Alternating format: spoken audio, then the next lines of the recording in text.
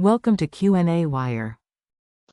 So we're asked to repeat the previous problem, but now assume that the isentropic efficiency of the turbine is 84%, and that the pumps are still 100% efficient, assume. Again, the efficiency of the pumps really almost has very negligible impact on the whole performance of the system.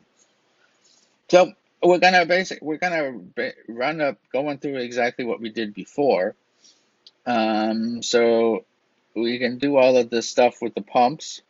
We get the enthalpies in and out of the pumps. And they are the same as before because they're isentropic.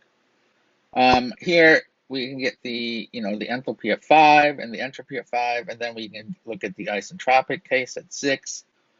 Get the isentropic enthalpy there at 6. We can look at again 7, just as we did before, and get the entropy at 7, and then get the isentropic case at 8, and then get the isentropic case at 9. And then from all of these isentropic cases, we can get the actual case because we know the efficiency of the turbine. So we are on a slightly sloped line here, and not on a vertical line for the isentropic case anymore. So let's see here. I guess I didn't calculate the quality factor here at 9. I think we're still in the two-phase region though. So let's see here. So now we have the enthalpies everywhere. Again, we just had to do that extra step of using the efficiencies.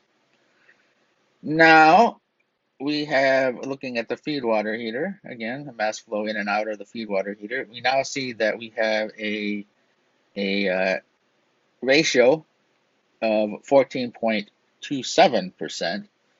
So we have 14.27% of steam coming off of the turbine at here, going into the feed water heater, and then the rest of it going on into the condenser. And so again, we can just look at the heat transfer in, difference in enthalpy here and here. And then the heat transfer out, which is the difference in enthalpy here.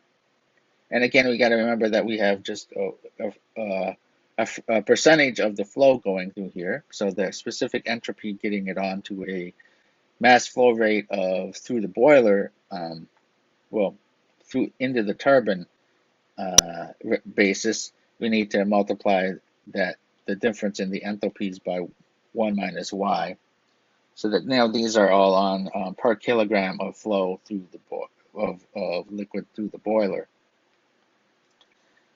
And then, so they're on the same basis. And so we can get the thermal efficiency is just 1 minus Q out over Q in. And now it turns out to be 36.4%. So comparing to the last problem, we have, again, less efficient turbine. So we should expect the whole system to be less efficient, which it is. So that's a good check. And the mass flow through the percent fraction that we bled off for the feed water heater has gone down slightly. I'm not sure exactly. I don't have a good intuition about whether that should go up or down if the turbine is less efficient. Seems like it's probably makes sense that it goes down, just because, let's see here, H8 is going to be a little bit higher. The only difference in this equation here between the previous one was H8. So that's a little bit higher than it was in the previous case. So this value compared to this value. So when we divide through, we're going to get a little bit smaller number. So that makes sense. That makes sense. Okay, so that's the problem if we have 84% efficient turbine.